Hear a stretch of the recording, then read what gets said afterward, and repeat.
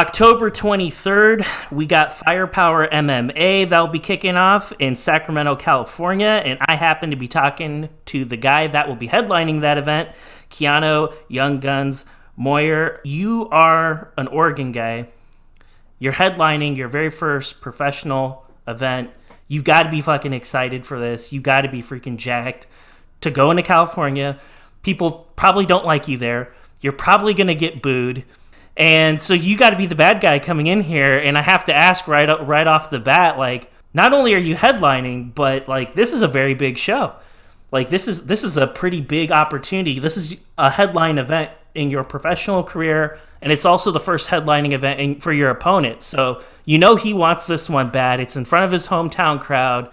So tell me, man, like, what is your mindset? You look really like relaxed and really excited just thinking about this event. Man, I say mentally right now, dude, my mind right now is bulletproof. Ever since my first loss actually as a pro, but yeah, ever since that loss, man, I've done a lot of mental training. I've been training since I was 14 years old, and I've done a lot of like physical training my whole entire life, but I never really built up my mental. And people tell me all the time, fighting is 85% mental, 85% mental, 85% mental. I didn't really take that serious until I took my first professional loss.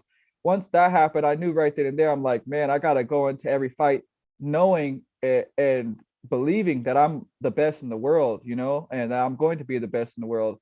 And so right now, man, in my mind, I look at Brandon Moreno. That's what I'm looking at right now. I'm looking at number one. I'm not looking past my opponent or anything, but like I want to be the best in the world, and that's where I'm headed. So this guy right now is just one step closer. Every fight from here on is just one step closer. So my mental right now is just bulletproof. So going into Sacramento, where they probably already know you and don't like you, like, do you feed off that energy already? Like, you seem to be the type of like guy where people either really love you or they really don't like you. Like, I don't think there's like an in between with you. Is that mostly right? Yeah, that's very true. It's like a love and hate relationship. Either you love me or hate me, but to me, either way, like I honestly don't care if you love me or hate me, because either way, you're gonna watch, and that's what I love, is that I know whenever I fight, some people are gonna watch. You have to watch me fight. I've never put on a boring fight ever in my whole entire life, ever. So whenever I fight, I know that it's gonna bring a lot of attention, and I to me, honestly, it fuels me. Like I know when I'm going to fight in this dude's hometown, I know that hey, the pressure is on him. It's not on me. Like he's supposed to win this fight. It's in his hometown. His people are coming. To me, I've been there and done that before. So I had five as an amateur. I had five main events in my hometown.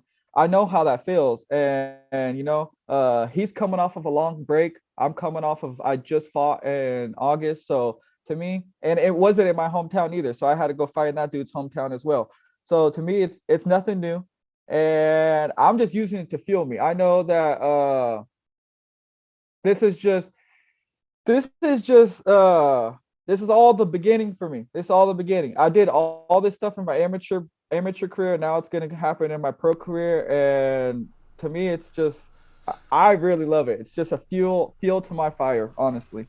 I wish I could be there, man, because this seems like one of those events where there's probably going to be drunk fans watching it that are going to be fighting each other. Like, I think it's going to be freaking crazy. Like, I've been to, I've only seen one live mixed martial arts show, and I've only seen one in person, and dude, it was like one of the coolest things of all time. I sat right close to the cage, and I was watching one of my boys fight. He was a guest on my show earlier this summer. He's from Tennessee, and the fight was in South Carolina.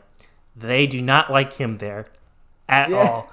And I'm sitting around a bunch of South Carolina people, and I'm going for my boy, and like, dude, like, I think everyone wanted to knock my ass out for for going for against their boy. And then the very next fight, I had another one of my dudes fight.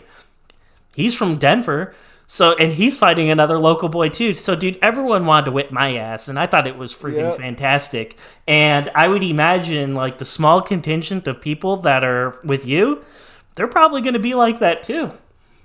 Yeah, man, and I've been there before, man. It's even as a fan, like I've been there in the crowd, going in somebody else's territory, going for my boy or something, going for my teammates or whatever. And you're exactly right. It's definitely hostile territory. It's not like they're never. I want to say they're never. It's rarely ever do they really accept you. They're like really nice, really respectful because there's a lot of tension going on. It's like, dude, it's a fist fight, man. These Yeah, guys it's a are fighting. fight. It's not like Yeah. it's not like a sport team. It's like different when you people really do support their sports team, but like it's different when it's like somebody you personally know. Mm. Like when you just watch football or something, a lot of these people don't know those athletes personally. They're just like a fan of them. Like when it comes to MMA, a lot when you go to a fight, you're there because you know that fighter. So it's like, these people take it serious. A lot of them are family, a lot of them are friends. So it's more I feel like it's more emotional, maybe. It's more emotional And because your they're boy or your girl who's in the cage, somebody's trying to hurt them. exactly. Like Yeah. it is, man. It's incredibly like personal, and just being a fan of this and watching people that I know fight, like, dude, like that's like a freaking anxiety trip, man, for real. It Like it's is. just like Jesus Christ, like. And then just talking to fighters like you, like when they're cornering teammates and they're in that same position, they're like, "Oh, dude, I'm a fucking nervous wreck when my freaking boy's about to go out there," Bro, And it's so crazy because I'm more nervous and yeah, like anxious when my teammates fight than when I fight. I'm like, what the fuck, man? I It's I so hear crazy. I'm that like, too because they're just like, "Yeah, man, like I'm way more nervous for their fights than my own. For my own, I just go yeah. out there and do what I need to do, but like for them, man, they're just like, oh Jesus Christ, dude, it's terrible." Yeah, the nerves all day. It's like I wake up and I feel like I'm fighting times 10. I'm like, okay, I'm not fighting today. Why do I feel like this? Like, why am I so nervous, bro? What the fuck is going on? And then it's not like regular nerves. It's like I can control it when I'm fighting because I know I'm like, okay, I'm fighting. I'm in control of this. I'm not in control of shit. I'm just there to help Exactly. out. I'm just there as moral support and to be like help them out to if they don't see something, I'm gonna be able to help you out. But other than that, it's like fuck. I don't have any control of that at all. Well, My boy might get knocked out tonight, or my home girl might get knocked out tonight. It's like fuck, man. Well, I tell you what, like you are going to have some control and a say into what happens on October 23rd. You're That's fighting right. against a guy that I will be real with you. From a matchmaking perspective, I like the matchup. Mm-hmm. On paper, both of you look like you're two young guys with not a lot of experience, but that's not true. If you peel Yeah. back the onion and you dig back into your AMI career, the amount of fights that you have, like, you may not be an older dude. You might be on the younger side still, but like that's deceiving right off the bat because you're looking at a guy who's 23, 24 years old and you see a pro record of 2-1. And you're thinking to yourself like, "Okay, tack on maybe 5 more fights for the AMI scene and there we go." You have a lot of experience. Like despite your age being what it is, you have a lot of time in that octagon. You've been there before. You've seen a lot, albeit at a different level, but you have seen a lot and you're not even scratching the surface yet. You're not even 25 years old. Like you can't even rent a Yep. car yet and you've Yep. already experienced all these things. Now, homie that you're fighting, Mike Tubera, I don't know how old he is. I don't know. That wasn't available. But he's a little bit different from you. Like he has a very long AMI career, but since he's turned pro, he hasn't been the most active dude. And I don't really know like what's up with that. I thought that was kind of interesting. And he fights maybe once a year, maybe. But for this bout against you, dude, he's been out of the cage for like a year and a half. Yep. And like with ring rust, I don't know, is that a thing or not? Like I've always been curious. Okay. Well, whoever like Dominic Cruz and I cannot remember who else said it. It was another person. Dominic Cruz and another fighter. They said that ring rust is not real. Well, I can firsthand tell you that like I came off of a year and a half. No, 2 years. 2 years. So when my amateur career was going, from 16 years old to 18 years old, I had no fights at all because the law changed out here in the Northwest, so I wasn't able to fight until I turned 18. Then from 18 to like 19 years old, yeah, 18 to 19 years old, I had six fights scheduled, but all of them got canceled. Either opponents got injured or they pulled out. So that was six fights, the six fight camps in a row that I did. And then from like 19 to 21 years old, I had like like 8 to 9 fights within that span. So I got a lot of experience really quick. If you consistently train hard, like you can't just half ass it. You can't just be like, oh, show up to the gym and be like, I'm just gonna do shadow boxing today and do pads and then do another workout. Darren Till said this for one of his fights that he was getting ready for. It's like I'm not in this shit to win a race. I'm not in this shit to fucking who has the most fit body. I'm not in this shit to like who can look the prettiest on or who could do pads the best on camera. I'm in here to be the best fighter in the world. So you got to be sparring hard. You got to be if you're doing back work, you need to do that shit 100%. You're doing pads, it needs to be 100%. Everything that you're doing needs to go towards your fight. So to me, if you're training hard and you're doing it and you're doing everything right, no, ring rest isn't real because like at least for me it isn't real. Mm-hmm. Because that's what I show up to the gym and do. I show up to the gym and fight. It's not like Right. I just show up to the gym and I'm like I don't even think about that. It's like people show up, a lot of fighters say this to me. They're like, "Oh, I got in a workout today." And I'm like, "Yeah, okay, you got in a workout today." But I'm like, to me, I'm like, they're like, I feel like they're using it as like they're building themselves up for like I don't know what they're building themselves up for. I'm building Mm-hmm. up myself for one thing and one thing only, is for a Right. fight, bro. Everything that I do is leading towards my fight. Sure. I don't want to like do 100 push-ups because I'm like, oh, it's gonna make me look really big and muscular. No, I'm doing 100 push-ups or I'm doing any type of workout because I'm like that shit's gonna lead to me beating his Right. ass. I'm I glad you don't think. said that because I can only imagine, like, from a training perspective, there's a lot of monotonous things that you have to do Mm-hmm. that just kind of like grind at you and get boring. Like, cardio is probably a good example of that. Like, hey, I'm going to go run 4 miles today. That shit would be boring as fuck. Like, for you, it's probably not a big deal. Like, you get on, No, it you is a put, big deal. I fucking hate running, dude. I hate that shit. I hate it. Do you see how you get to see how much I run? I run 10 to 15 miles a week during my training camps. When I'm not in training camps, it's like 8 to 10. So I cut it down just a little bit. But when I'm in training camp, 10 to 15 miles per week. And I'm telling you right now, I've never been on a run and I'm like, before the run at least, maybe after the run, I more so feel better. But I've never been on a run and I'm like, this is gonna be the best. This is gonna be the best workout ever. Or this is gonna be the best run ever. It's like, no, I fucking hate that shit. I hate it. I'm like, dude, I wanna. That's why I do my runs so fast because I literally am thinking in my head, if I get it done, it's if over I get with. it done super quick, it's over with. Yeah. Yeah, yeah. Here's the other thing about cardio is like, because most people got other shit they gotta do, right? Like they gotta go to school, they gotta go to work or whatever. So what does that mean? That means you're doing your cardio early as hell. You're probably waking up Yep. early to get it in, or you're doing it like later on in the evening. Probably both, depending on what your schedule looks like. It's always like I got one other thing to do after this. So it's probably one of those things that probably already makes you run faster too, because it's like, oh man, I got to get ready for work or whatever. I got to get this thing done. Yeah, so I could eat or go to sleep or get ready or do something. It's like, yeah, you always have something else to do. It's like, fuck, you do one workout. It's like, Yeah, it's never any rest. You never just like, even on your rest days, you're like, I get one day off a week.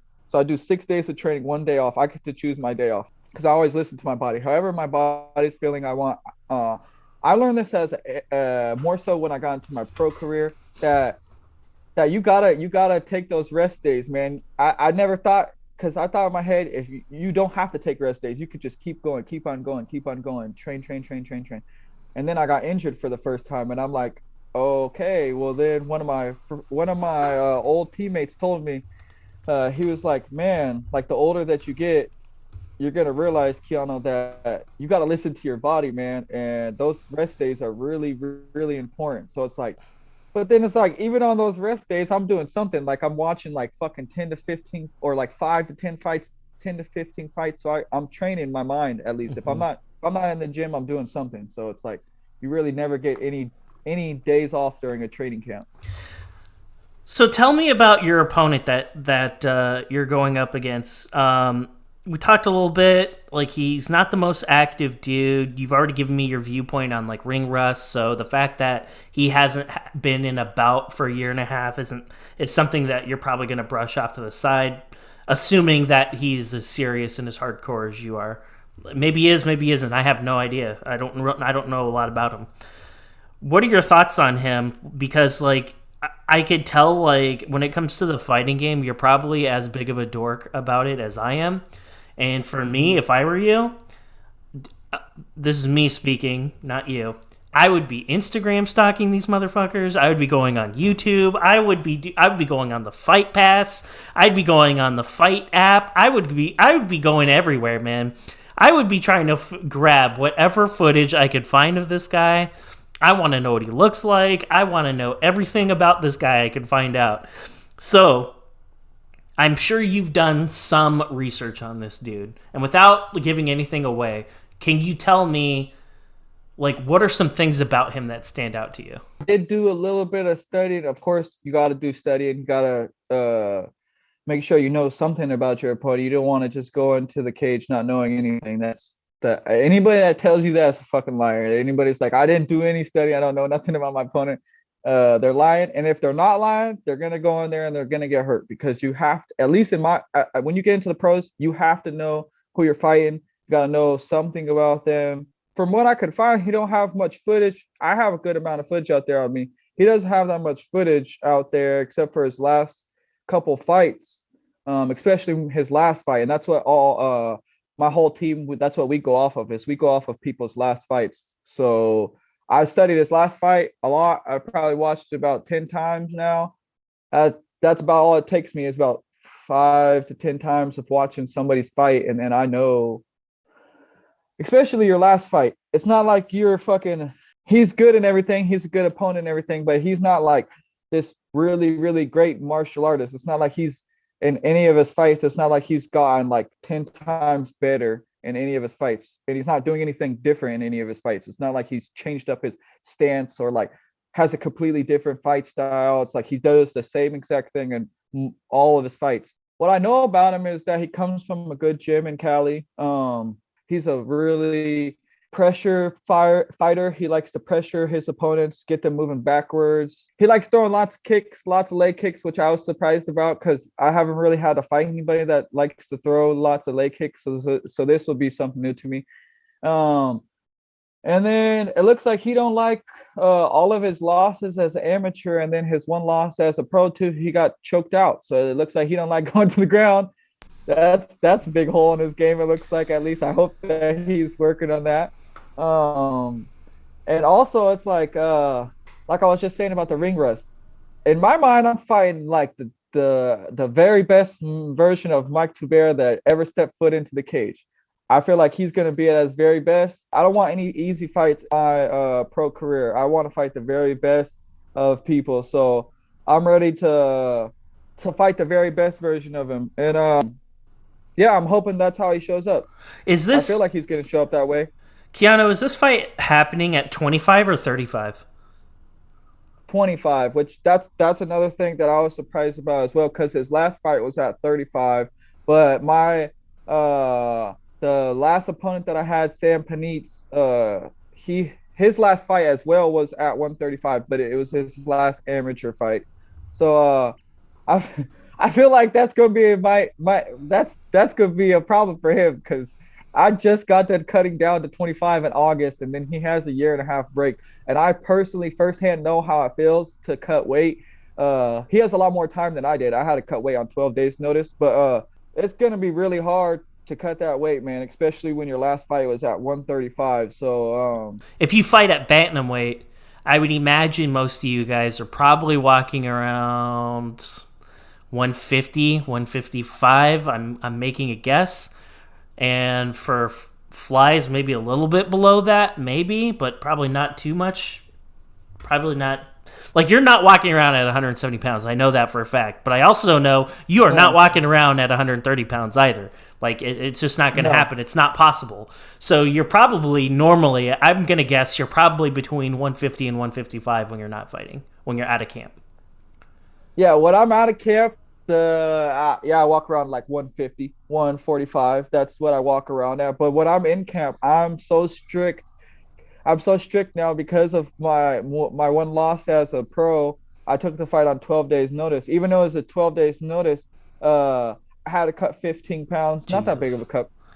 Not that big of a cut, Sounds but like a big cut, but yeah, I'm not a fighter. yeah. But I know for you On guys, 12 days notice it is. Yeah. On yeah. 12 days notice it is. If you got a whole 8 week training camp, 15 pounds, easy money, easy.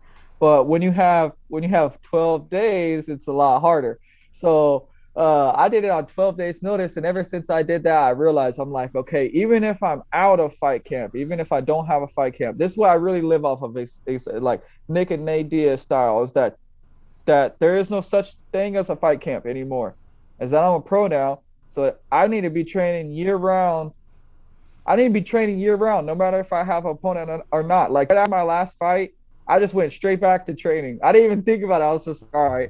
I usually like for my whole entire life, ever since I started fighting, I take like a week off, maybe 2 weeks off. I literally was right back into the gym on Monday training, and then that's how I knew my mindset had changed. I was like, okay, so now I'm on a world championship mindset. That's what I got right now. I gotta train year round. You gotta be consistently training all the time, every time, every day, no matter what. Knowing your mentality, you're ready to go, you don't get out of shape. Your opponent's fighting style, I don't know if like being a pressure fighter is really a good thing against you. That might backfire No. because that could set up for counters really good if he likes to throw a lot of kicks.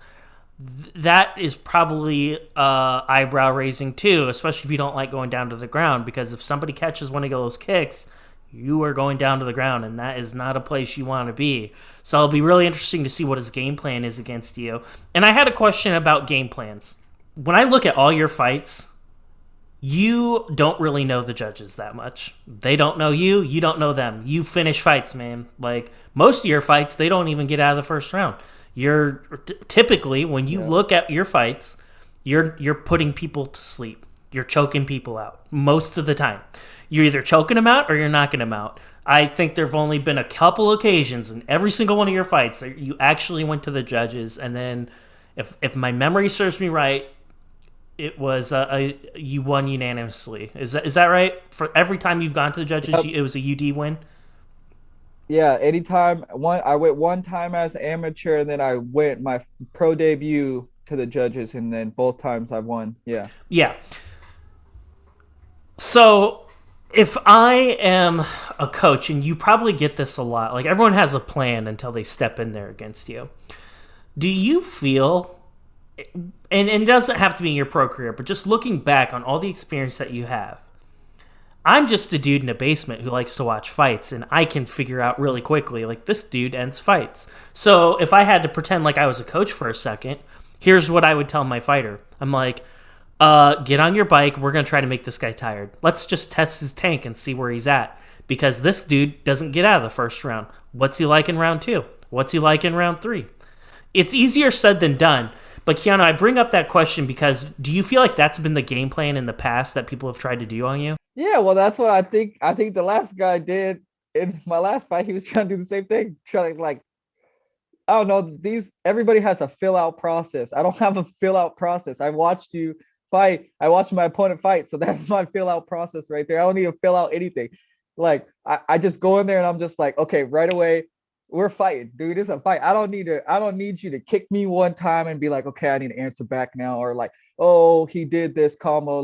No, it's just like right away. I'm going in there and I already know I have a set.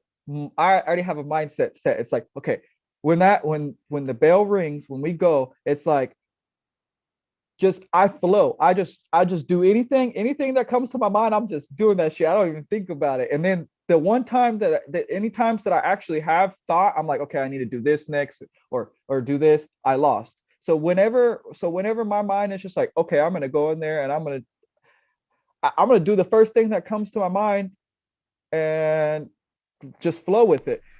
Those fights I win, so it's just like with these guys, I feel like yeah, they're probably thinking in their head, yeah, probably like let's try to like fill it out and get them tired and get him like get this past the first round.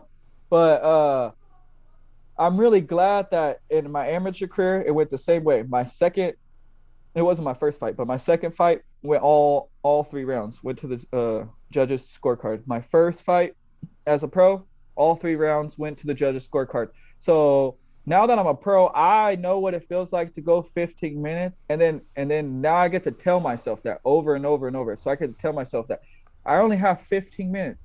It's not like I have to fight this dude for fucking like 45 minutes to an hour. Right then and there, I would probably think in my head, I'm like, because I firsthand know what it feels like to fight. I'm like, in a whole 15 minutes too. I'm like, okay, if I had to fight this dude for 45 minutes to an hour, we'd really have an issue here because that's a long time. That's really pushing it. Like I got really good cardio, but then I tell myself I have 15 minutes. 15. Your whole it's that's all your whole life. Like your whole life uh, rides on 15 minutes. Right. That's it. And It's when I'm not like watching this fights, long those time. 15 minutes go by so quick, but I can imagine when you're in there, it's probably like the longest 15 minutes of all time. Yeah, well, I finished my last fight in 1 minute, and that shit felt like it went all five. I was like, after the fight, I'm like, dude, that I was like really thinking in my head. I was like, that fight really went less than a minute, and I Yeah. felt like I was in there with this dude for like 3 to 4 minutes. It's like Yeah. time slows down. You're in control. Me and my coach had this conversation after my last fight. It's like, dude, the fight is 5 minutes, right? But then me and my opponent, it feels like when we're in there, it's like we're in our own time. It's in our like we're in our own galaxy or something. It's like, Hmm. bro, like time slows down. Time doesn't even matter. It's like 1 minute, 15 seconds. That shit literally feels like a whole lifetime. It's Right. crazy. Or it could be like a fucking snap of a finger. It's like you're in the third round already. You're like, bro, what the fuck is this, the third round? Yeah, and then the only time where like you probably get jolted out of like that space you're in is when you feel somebody's ungloved hand like on your back, on your chest or whatever, like, oh, like that's the ref touching me with his doctor glove on or Yep. whatever. And you know, that probably like snaps you up like, oh shit, okay. So I didn't come back to reality until I was leaving the cage. In my last fight, I was leaving the cage, and you have to go talk to the doctor right after right. your fight. No Right. matter if you win or lose or whatever, you have to go talk to the doctor. And I went to go talk to the doctor, and he was like, "How are you doing?" And I was still like screaming. I was like, "Yeah!" And he was like, "Oh yeah." He was like, "He's just fine. He's just fine. He's okay. He's high as hell right now." I was like, "Yeah, that's right." But I wanted to ask you, I wanted to kind of dial it back to your AMI career a little bit. You went 7-3 over the course of your AMI career, and pretty much everything I just said about your fighting style, how you're able to finish dudes. Most of these bouts did not get out of the first round. You're buzzing through people. The very last AMI fight that you have, we get an L. A lot of guys don't. That would be a mind fuck because on the one hand, like there's that temptation, like I have to run it back with that guy. I'm not fucking leaving the AMI scene with an L on this dude. You just take an L and then you go pro. What went behind the scenes for that one? Because there was probably a part of you that wanted to fight that guy again, but then you had an opportunity and your coaches were probably telling you, like, no, this is the time we got to do this. So, like, can you tell me, can you run it back and tell me, like, what was it like? You lost to this dude. What made you go pro coming off a loss? Well, I had lost and then I got suspended because from that fight actually because when I had lost after the fight, right when the fight ended, the ref came up to me and was like he was trying to calm me down or whatever, and I didn't I wasn't calm at that point, so I freaked out and still pushed him. I pushed the referee, so I got suspended for 4 months. Yeah, for 4 months I got suspended because I pushed the referee. So I got my amateur license taken away, and then I did a kickboxing match right after that, a couple months after that, on an unsanctioned show in Washington, and then basically this not the same thing, but like I got disqualified from that fight for on some bullshit. So I knew right then and there, me and my coach, me and my coaches right after that fight, we were like, well, this keeps on happening to you on the amateur scene, but these things will never ever happen to you when you're a pro. And then at least if they do happen to you when you're a pro, you have the right to, like, you could get it overturned, or you could go to the commission and talk to the commission or whatever. So right then and there, finished out my I finished out the suspension, and right after that, we just booked me a pro fight right away. We're just like, let's get it, let's go right into it. So you make your pro debut. It goes to decision, like we talked about. That's a new experience for you. You tip that had happened once before in the ammy scene. Like I said, the judges don't even know who the hell you are. So with that being a relatively like new thing, like that doesn't happen for Keaneo Moyer fights. Like you don't go like the judges. There are no judges in your fights, dude. Like someone's sleeping, or the doctor's ripping, or I'm sorry, the ref is like ripping you off a guy. That's how your fights end. So like when the bell rings, the guy's still standing in front of you. Were there a lot of nerves going in your mind, or did you know, like when you're standing there waiting for the scores to come in, did you know like you had it? I just knew I had it because, Mm-hmm. well, in my pro debut, I for sure knew that I had it because I'm like, man, there's nothing this dude, especially going into the third round. I let the first 2 rounds, I grappled him, took him down, dominated him. The third round, for the first like half of the third round, I wanted to stand up with him to show my striking. And I was still able to do anything I wanted. So I was able to control the fight. So I knew right then and there, I was like, once it got to the judges' scorecards and looking at him and then looking at me, there's been a couple fights where I'll leave out of the fights, even if I get finished or I finish that person. I'm like, okay, well, I know that if this would have kept on going, if this fight would have been like, if it would have went the distance, this would have been a hard fight.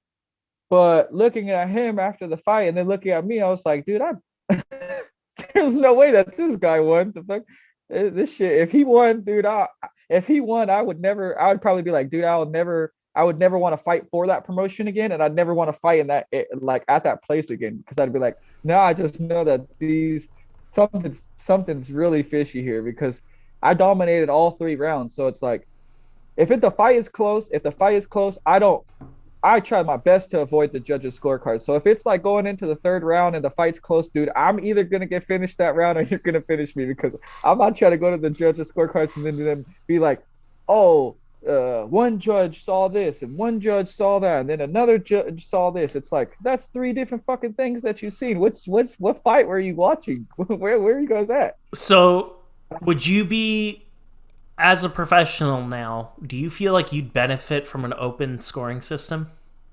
Yes, I would love if I get past the first round, or if I get past the first round and my opponent gets past the first round, I'd love to be able to be like, my coaches come up to me and be like, hey, well, you won that round, or hey, you lost that round. This is what you need to do.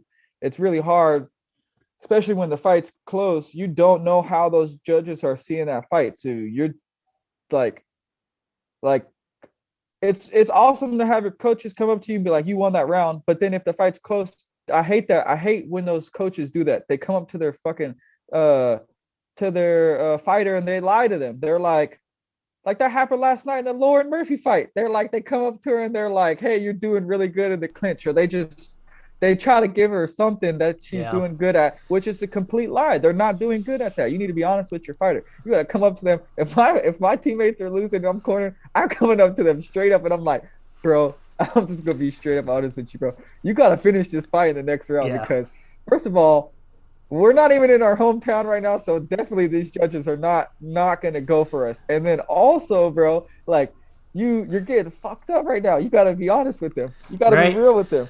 Yeah, exactly. So that's that. So I bring that up because the start of your professional career, it's been kind of wild. You go to decision, you lose the second fight via submission, and we just finally start getting into our grind by just this last one that you did. That is the guy that I'm used to seeing, like the guy that finishes fights, the guy that ends people right away. So when you look back on those first 2 fights, a win, and then we lose by submission for the second fight. When you think back about those 2 fights, are you kind of glad it went the way that it did? Because I can't imagine a much more difficult way to start a professional chapter other than losing both the fights, like getting knocked out in both of the fights. They don't really go according to plan. So, like, have you grown at all from that? Oh yeah, dude, I've grown so much, man. It's so crazy because it's like you win your pro debut, you're on your high horse. You're like, yes, I'm undefeated again. I started out my pro career undefeated. I beat a really good dude. Like the dude that I fought, his record was 1-1 when I fought him, but his fucking amateur career was like 19-4. That's like crazy. He had 23 freaking amateur fights. Dude was like he's a really good pro. He was really good fighter. His pro career didn't show it. Like on paper, like you said, it doesn't look like his record was that good, but he's had a really good amateur career. And my area, he was the best flyweight. He was the number one flyweight. So getting him out of there was just a really big deal to me. I'm like, man, now I'm the number one flyweight in my area, and now it's time to go take over. And I break my hand. I'm getting ready for another fight against the team alpha male dude, and that was a big deal for me too because I'm fighting a team alpha male guy, break my hand, and then the pandemic happens. I'm out for a year and a half, then come back and then lose to an undefeated fighter that's 2-0, and then now I'm like, well, right then and there, it's like it felt like a fresh start all over for me again. I'm like, okay, well, now I'm 1-1. Now like where do you go from here? You're gonna take another L and you're gonna be a I'm not going to be a bum, but it's really hard to build up my record off of two losses in a row, right when you start out your career.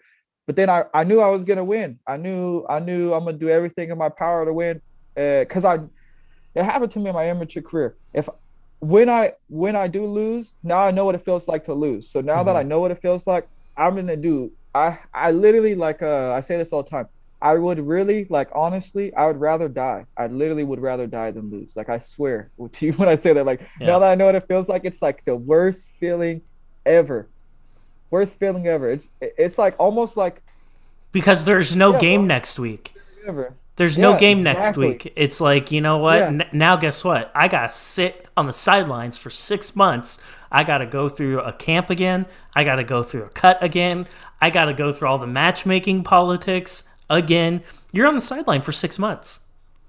Exactly. So But that's why they're it's so so different devastating. as a pro. Exactly. But it's so because yeah, it's so different as a pro though. Because when you lose as an amateur, you're just like, okay, well, like I get to fight again. I get to continue to do this over and over. It's like when you lose as a pro, dude, now, okay, think about it like this. This is what happened to me. This is what happens when you lose as a pro. When you lose as a pro, your very next fight, unless you're fighting in your hometown, guess what? That next fight is gonna be there. You're a give me fight now. You're gonna be like your next fight is for sure. Whoever you're fighting, that person's gonna for sure. They want that person to for sure win. That's how it goes with this matchmaking shit.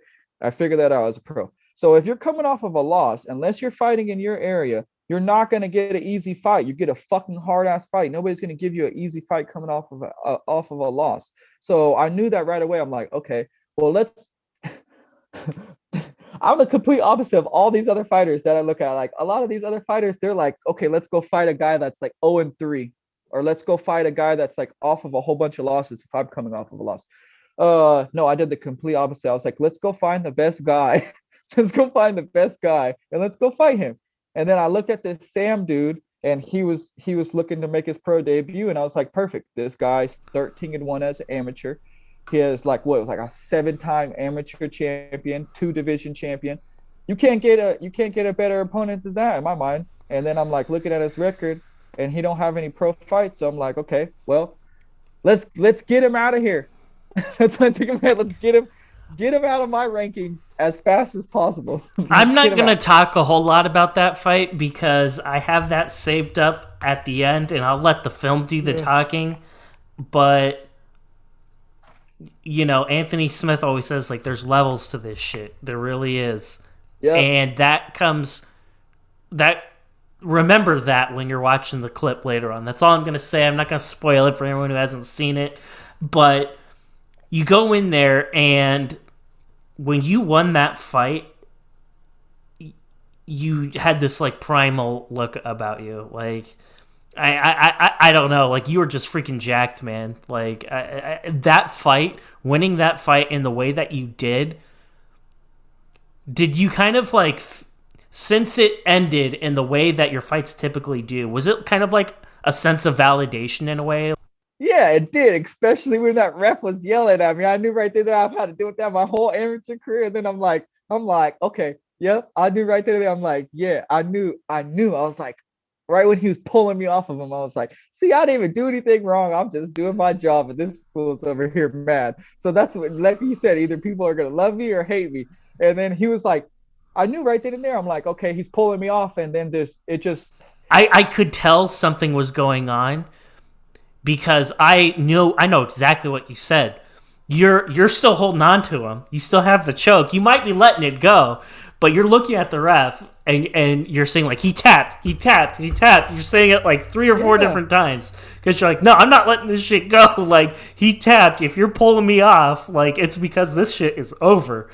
And then like it took like a second or two, and then it was like, oh, okay, like, oh, okay, you're not making us stand up or whatever. Like, I think that's what you were afraid of. Like, this guy's gonna make us stand up again. That's what I was worried about. I was worried about him doing something weird. I was like, wait, why are you grabbing it up on me, dude? Because I'm thinking in my head, I'm like, okay, because I know that he knew that he tapped. So I'm like telling him he's tapped, he tapped, he tapped. I'm waiting, I'm waiting, I'm waiting. And then he's like, let go of him right fucking now. And I'm like, that's why I looked at him like that. I'm like, well, it's your job for you to pull me off, girl. Yeah. I'm not gonna let this dude go. I'm not gonna let this dude go until I'm gonna fuck. I don't care if he's unconscious or not. I'm not letting go until you pull me off because, bro, That's like you said, terrible I don't want this shit officiating. to restart. Yeah, Yeah, exactly. that's terrible officiating. You made the job easy for the guy. The kid is sleeping. Exactly. Rip the Yeah. kid out of from me. Like, dive on top of us and start yelling, and then I got it. Then it's clear. But if you're just standing there like some freaking fucktard, like telling people a verbal like that, like, that's not how you like signal to the fighters that the fight's over. That's not how you do it. Exactly, dude. It's not. And then it's like, dude, that's your job. That's your job. That's Yeah. his job. It's like my job when you read the rules, when you did the rules meeting or whatever. It's like, don't stop unless we pull you off. Unless I get a walk-off knockout. That's what I'm wanting. I've always wanted that my whole career. Unless I sock somebody, I punch him one time or knee him or kick him, and then they just fall. And then I'm like, okay, I'm just gonna walk off. I've never been the one to like, I'm not unless this dude ran his mouth a lot, I'm not gonna hit you no more when you're knocked out. But it's different when I'm choking you or if I have a submission in because I've seen a lot of this shit. They get like it gets repositioned. I don't want that to happen when I have you in a submission. I know if I have a submission, I know that I have 100%. I'm not letting go. I don't care. Well, I'm not letting go. well, you're a professional, man. Like, this stuff, like, it's for real now. Like, when you're an ammy, and it's Exactly. not to say ammy fights aren't important. I'm not saying that. All I am saying though is when you're fighting at the pro level, I don't care if you're fighting at a state fair. I don't care what. It could be the most rinky-dink promotion of all time. If you're a professional, you're a professional. Yeah. And that stuff is like, it's like a tattoo. The outcome of that bout is a tattoo on you. And that shit, no matter Exactly. how often you try to scrub it off, it is not coming off, man. Like, that's with you forever. Exactly. It's with you forever. And there are you just hate to see poor officiating like that. And I've seen it time and time again. I had a fighter on not that long ago, and this fighter was on the ammy scene. And I'm going through this person's fight clips, and she is just beating the hell out of this girl. Just beating her fucking senseless. And on one hand, like, I'm just kind of like, that's pretty badass. Like, she's beating this chick senseless. But then I'm like, is somebody gonna do their fucking job? Like, this girl's Yeah, gonna dude, this I've girl's seen gonna so many fucking fights die. like that. Like, Yeah. this girl's gonna fucking die. Like, she has been full mounted, and she's been getting, like, hammer fisted for, like, the past 2 minutes. Do you want to, like, do your job? Like, or did this girl, like, do something against you? Did she, like, steal Well, your, like, ATM card? What happened? a lot of these refs, in their mind, if you do certain things, you're protecting yourself, which I don't, that doesn't make sense to me because I know I'm a fighter, so I know what protecting yourself is. Like if you're just moving around, bro, you're trying to survive. You're just trying to survive. You are not protecting yourself. You are just trying to survive. But if you are like, if you're getting hit and you're like, okay, you're moving to get him back into half guard, or if you're moving to get him back into guard to protect yourself, like certain things like that, that's protecting yourself. That's like, uh, yeah, you're protecting yourself. But when you're like, if somebody has you in a crucifix and you're just like moving your body around, that's not protecting yourself. No. And then a lot of refs, that's what they think. They're like, oh, they're moving, they're moving. It's like, no, they're not. Yeah, They're moving to survive.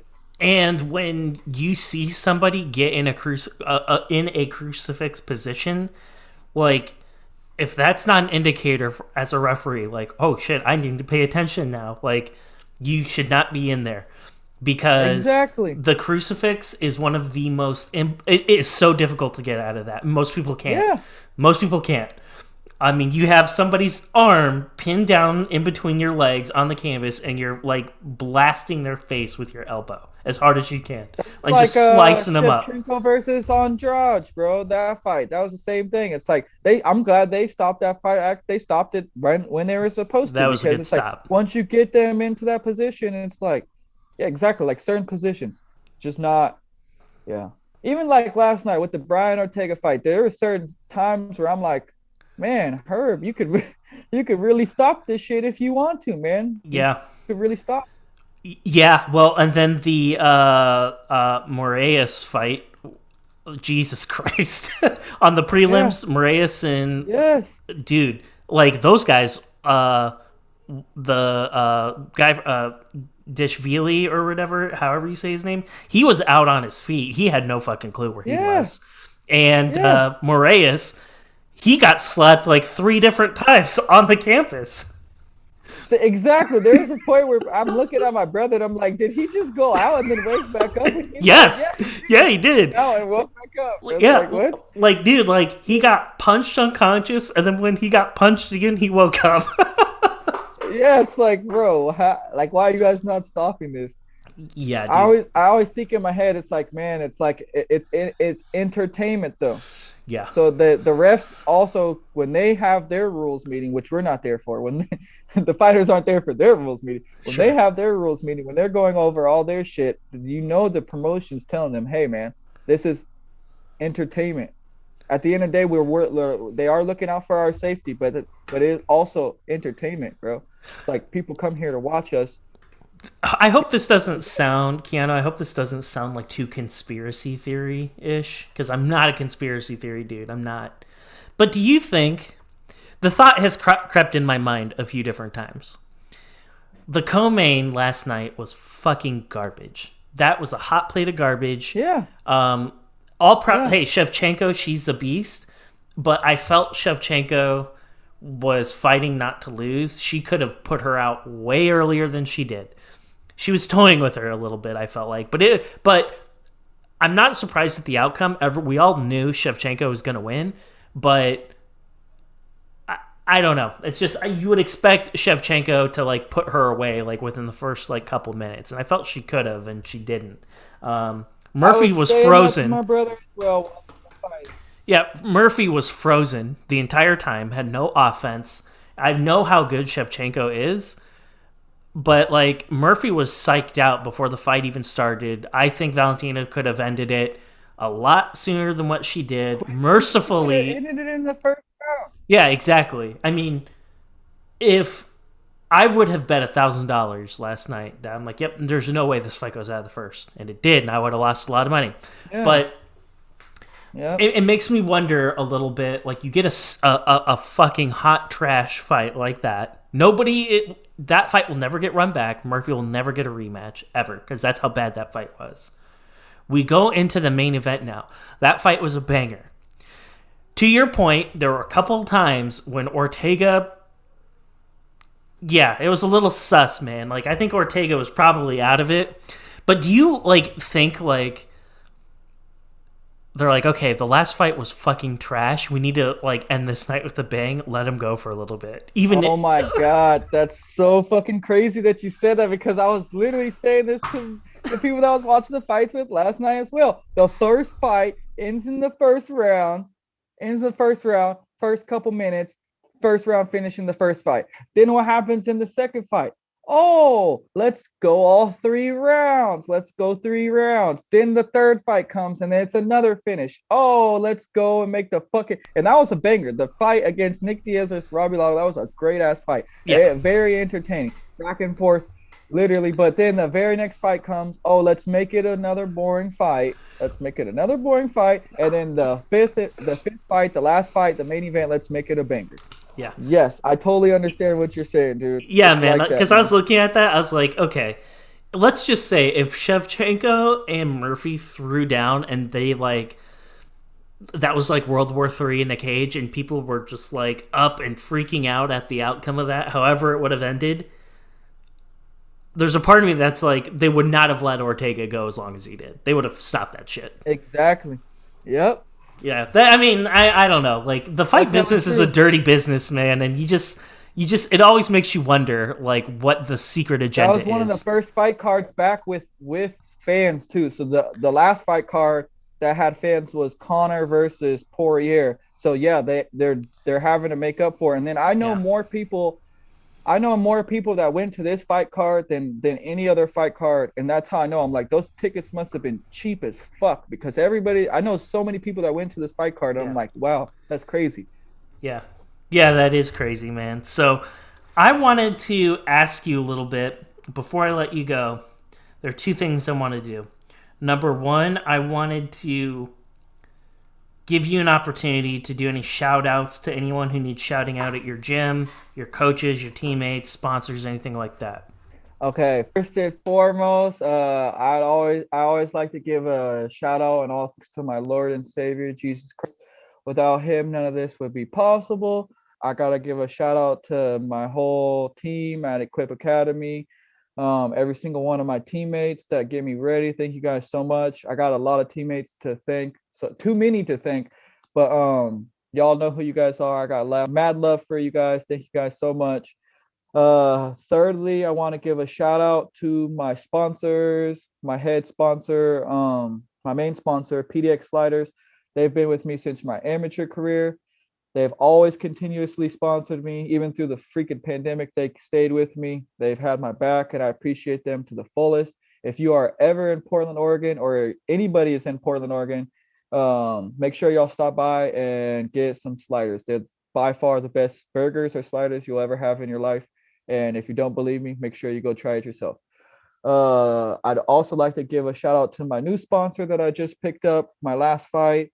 Their supplemental company that is coming up called Built for Battle Performance, and it's a local. She's a the owner is a personal trainer, but one of the best personal trainers in the whole United States, and she's also amateur fighter, has a fight coming up, and owns multiple companies. But she sponsored me, so I want to give a huge shout out to K Battle. Thank you so much. Can't wait to show off how much your products have helped me for this next fight. And then lastly, I just want to give a shout out to you, my dude. Thank you so much for having me on your show. I love your show. I've watched literally not all of them, but I've watched mostly all your shows. Anytime they come out, I've made sure to tune in.